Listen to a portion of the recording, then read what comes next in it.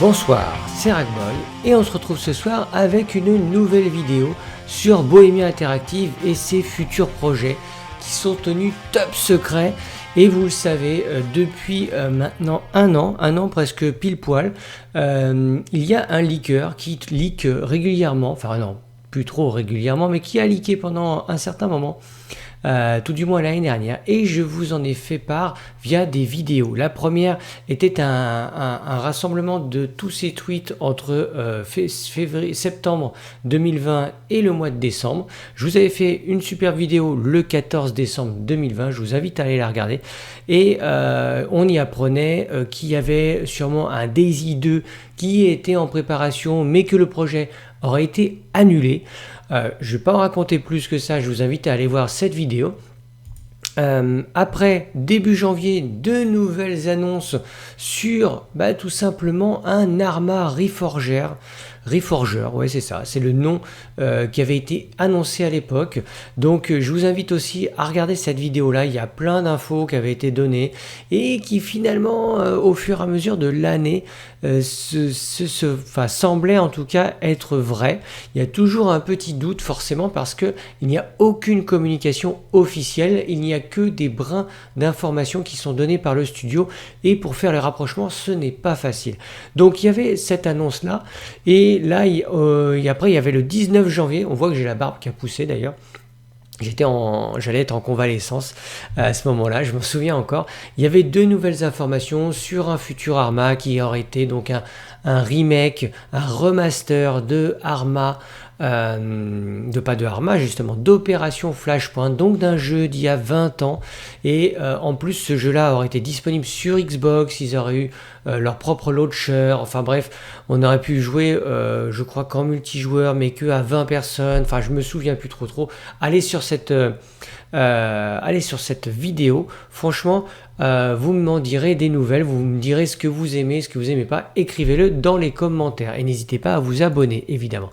J'étais revenu après le 9 avril avec vous sur encore des informations qui avaient fuité, mais qui étaient volontaires, qui étaient du marketing. C'est-à-dire que dans les billets, les bulletins du blog de Bohémia Interactive apparaissaient des petits losanges, des triangles, enfin des morceaux d'images qu'on pouvait recouper et tout simplement assembler et faire un puzzle.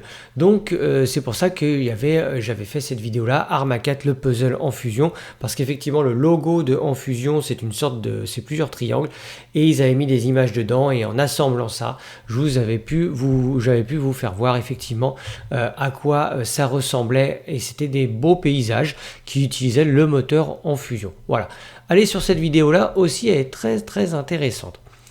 Qu'est-ce qu'on a eu entre temps? Eh ben pas grand chose. On a eu le live des 20 ans d'Arma 3, de la licence Arma, avec évidemment Opération Flashpoint. C'était un live chiant, on s'est fait chier. Voilà, on voit Marek ici qui est là, qui est le CEO de Bohémia Interactive. Bon, il va couper le gâteau, tout ça. C'était pas extraordinaire, franchement, c'était voilà, et on le sentait un petit peu détaché. Hein, ouais, je dis ça, c'est pas innocemment, mais bon, vous allez voir. Pour l'instant, je reste sur les communications officielles qu'il y a eu. Tout ce qu'ils nous ont donné, c'était la possibilité, je crois, de récupérer gratuitement pendant 48 heures Opération Flashpoint. Donc si vous l'avez jamais fait, allez-y, ça fait mal à la rétine, ça fait mal au gameplay aussi, les choses ont bien évolué et tant mieux. Voilà, donc sinon pas grand chose, ce live, bon, je vous le dis, il était chiant. Bon, puis après l'été s'est passé et on a eu rien au mois de juillet. Et puis un petit récap, ils nous font chaque mois un petit récap, donc cette fois-ci c'est le récap du mois d'août. Bon, rien de très intéressant, toutes leurs licences évidemment sont là, il y a DayZ, hein, c'est de la traduction à la va-vite, hein, donc vous inquiétez pas, s'il y a écrit jour Z, c'est DayZ évidemment. Puis après, tout simplement sur Arma, rien de spécial, sachant qu'il y avait deux DLC qui étaient sortis. Il y avait un DLC qui était sur l'armée tchèque, c'était pas terrible, c'est fait review bomber la gueule, quelque chose de malade. Heureusement je l'avais pas pris, puis je vous avais déconseillé de le prendre, j'avais fait aussi une vidéo dessus. Il y avait aussi l'excellent mode sur le Vietnam, là franchement je vous le conseille. C'est vrai que je n'y ai plus joué depuis, mais c'était une bonne piqûre de rappel de ce qu'étaient les jeux dans les années 2013. Ouais, je blague. Non, mais c'était sympa, il y avait une bonne ambiance. Je suis content, ils ont parlé aussi du projet Idali qui a introduit le Tigre. Un jour ou l'autre, il faudra que j'y retourne sur le projet Idali parce qu'ils ont annoncé des grands changements aussi. Et puis, on a les coulisses des 20 ans, de Happy Birthday, voilà. Donc, ils ont fait toutes ces choses-là. Et puis, tout à la fin du billet, il y avait deux belles photos que je vais vous montrer. Bon là ça charge, donc ça sera en mieux sur votre écran. Donc une photo qui rappelle tout ce qu'on avait déjà vu dans la vidéo du 9 avril sur les puzzles. Là on a une belle photo bucolique d'une route, d'une ligne électrique, la forêt, vraiment typique de tout ce que Arma et Opération Flashpoint nous ont montré. Et puis là par contre on a quelque chose qu'on n'avait pas l'habitude de voir, du brouillard et puis une maison. Alors il y en a qui ont fait des recherches sur ce type de maison, et ce type de maison là se trouve pas plus ou moins proche du cercle polaire, mais enfin en tout cas c'est dans les pays comme la Finlande, la Norvège, enfin voilà, on est vraiment proche du cercle polaire, du froid. Là vous voyez quand même que c'est mouillé, hein, donc on n'est pas par le temps de neige. Mais ce n'est pas sans me rappeler la vidéo sur Daisy 2 où on voyait effectivement des paysages qui se situaient justement en Finlande, en Norvège, peut-être en Suède, enfin dans ces pays nordiques. Et ce n'est pas sans rappeler peut-être que finalement ce screen est tiré d'un Daisy 2 qui est peut-être relancé avec le moteur en fusion ou qui ne s'est jamais arrêté, je ne sais pas. Je ne sais pas quoi vous dire, mais voilà, on a été bercé par ces deux belles photos. Enfin belles, comme je dis toujours, hein, c'est des photos, de loin elles sont belles, peut-être de proche ce sera moins beau, mais sinon on n'a strictement rien d'autre à se mettre sous la dent. Alors après ils nous ont sorti un quiz sur Opération Flashpoint, bon c'était marrant, des bons souvenirs, voilà, bon, rien d'extraordinaire là-dessus. Et puis j'attendais moi le récap de septembre pour voir si ça avançait. Et là, rien du tout non plus. Enfin non plus, rien du tout, il n'y avait rien. Ils ont fait donc, ils sont fait une petite journée de cohésion avec les équipes. Alors c'est vrai que depuis, ils ont recruté beaucoup, vraiment beaucoup de monde. Apparemment, ils seraient aux alentours des 400 personnes, ce qui est beaucoup hein, pour un studio comme ça qui n'a pas sorti de jeu depuis pas mal de temps. Enfin si, il y a eu Daisy qui est sorti vraiment en vraie release, mais bon. Enfin, je me comprends. Hein. Voilà, on voit notre cher Marek ici. Donc, c'est le bootcamp 2021, le Bohemia Bootcamp. Bon, ils se sont amusés. Tant mieux. Hein. Moi, il n'y a pas de souci. C'est très, très bien. Mais rien d'autre. Vraiment, rien. Ils disent qu'ils recherchent encore du monde. Bon, donc, tout va bien, quoi. Tout va bien. On pourrait. Enfin, voilà, moi, il y a eu des lives aussi anniversaires pour les 8 ans d'Arma 3. C'est vrai que ça fait déjà 8 ans, hein, quand même. Bon, allez, j'arrête de vous mener en bateau. Ça fait déjà assez longtemps que cette vidéo-là est commencée. Oui, il y a eu des lives avec des youtubeurs, avec des twitchers très connus dans la communauté anglo-saxonne et française aussi, puisque ceux qui savent écouter tout ça. Moi, j'ai du mal à suivre des lives en anglais, mais c'est mon problème. Et puis, qui c'est qui a refait surface? Eh ben, notre liqueur Biosphère. Eh oui. Le 5 octobre, il a fait surface de nouveau. Alors, je vais passer sur le fait qu'il n'y avait pas eu d'autres leaks. Le dernier leak, c'était sur la création du studio Ashborn. Je vous en avais parlé. Je voulais vous en parler en vous faisant un test découverte du jeu Comanche, parce que Ashborn, c'est d'anciens développeurs de Bohemia à Braun. Enfin Braun, je crois que c'est ça comme ça qu'on prononce, où ils sont tous barrés pour aller dans un nouveau studio. C'est 100 personnes hein, qui sont barrées quand même, hein, pour aller créer ce studio, et ils ont bossé sur les icônes de Comanche. Bon, voilà, hein, le studio fête ses 1 an, pour l'instant ils n'ont rien d'autre produit que les icônes. Je vais pas rentrer plus dans les détails, mais voilà, vous pouvez aller les surveiller. Moi je les surveille en me disant peut-être que voilà, le jeu Comanche étant trop, enfin j'ai pas envie d'y jouer pour vous en faire une review, franchement je perdrais mon temps. En plus il fait quand même 50 gigas pour ce qu'il affiche, enfin bref. Allez, On retourne sur Biosphère. Biosphère, donc Relique, d'accord, enfin Relique, sort un tweet en tout cas.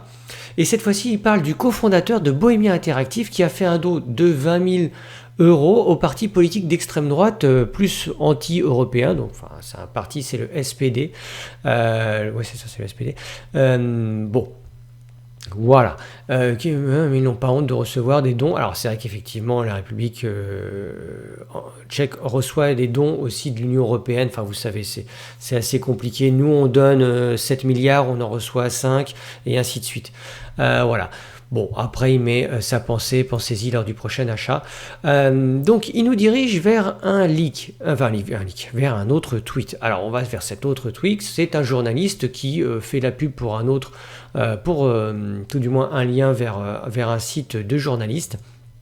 Et il explique qu'effectivement le cofondateur du studio Bohémia Interactive, attention, Slavomir Pavlicek, donc a donné et a justifié son don. Alors c'est vrai qu'en ce moment c'est la mode de se mettre en avant sur les réseaux sociaux, qu'on fait des dons à des partis d'extrême droite. Moi foncièrement c'est pas ma cam. Je suis contre le fait de faire de la pub parce qu'on fait des dons et on s'affiche, et après voilà, l'extrême droite c'est pas ma cam non plus. Donc voilà, je vais pas épiloguer là-dessus, hein, vous direz ce que vous voulez dans les commentaires, mais je ferai gaffe quand même. Hein. Moi j'en suis totalement opposé. Après voilà, il a décidé d'en faire de la pub, très bien, c'est généralement pas très très bien vu. Donc mais il explique spécifiquement, alors on va aller dans l'article ici, il explique spécifiquement qu'il soutient plus précisément un député du SPD et qui n'est pas forcément d'accord avec tout le programme. Bon déjà, ok, pourquoi pas. Donc il soutient, il donne vraiment, alors il donne en fait c'est 11 000 dollars, euros pardon, c'est pas 20 000, déjà faut remettre les choses voilà, dans leur sens. Il est devenu milliardaire, hein, c'est vrai, je crois qu'il est assez riche effectivement, voilà c'est ce qu'il dit, il est dans Forbes, et donc il explique qu'il soutient donc Radek Koten qui veut vivre chez soi avec ses proches, garantir ses libertés de citoyen. Bon bref, en fait il est pour le port d'armes, il est contre l'islam, contre l'immigration, voilà, il veut, enfin moi j'ai regardé, c'est sympa, hein. Bref c'est un bon Texan qui est contre les Mexicains, si je devais prendre un amalgame, mais là c'est plutôt contre les Syriens qui vont franchir la frontière ou les musulmans, enfin bref. Bon, déjà il y a eu cette chose-là. Bon, après on en pense ce qu'on veut. Voilà, il a quand même 3 milliards de couronnes tchèques. Alors attention, il faut faire la conversion. Hein, mais voilà, c'est notre ami Slavomir qui est ici, qui est cofondateur du studio Bohémia. Moi-même, je ne le savais pas avant, mais bon, on en apprend tous les jours. Et ce qui est quand même marrant, regardez, c'est que juste avant la Révolution, il avait ouvert une boutique dans un dortoir d'étudiants où, en plus du papier toilette et des fours, alors je sais pas trop, il proposait des jeux originaux en 8 bits. Et oui, comme quoi jouer aux toilettes, ça a toujours fait bon ménage. Bon bref, j'arrête les conneries. Voilà, oui, ça c'était une citation de Radek, donc le député. Donc il dit, bon voilà, ma maison, mon château, bref, défendre son... Bon, je vous ai déjà tout dit, on va pas épiloguer là-dessus.